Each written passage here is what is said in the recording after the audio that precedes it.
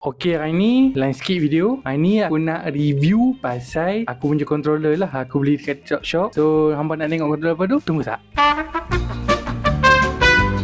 So, inilah barang dia yang aku nak tunjuk, iaitu adalah Gameser punya cooler khas untuk controller ni. Gameser X5 tak silap aku. Ya betul. Basically dua ni combo.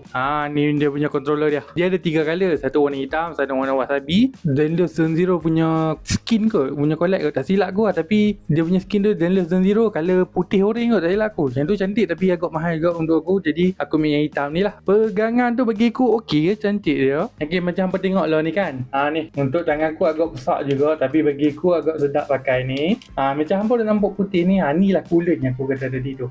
Tu dia khas tu, dia ada pelubang dia tu. Hampa just cucuk je.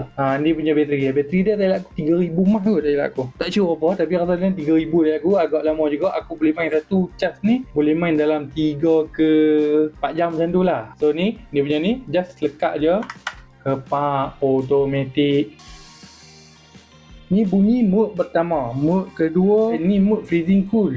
Tak silap lah nama dia. Ni dia. Nampak dah. Tu dah ni dah. Ni mode ketiga. Lagi kuat, tapi lagi sejuk. Lagi cepat sejuk tu. Klik. Basah dah tu.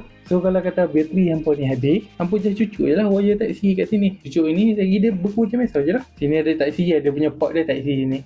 Just cucuk sahaja.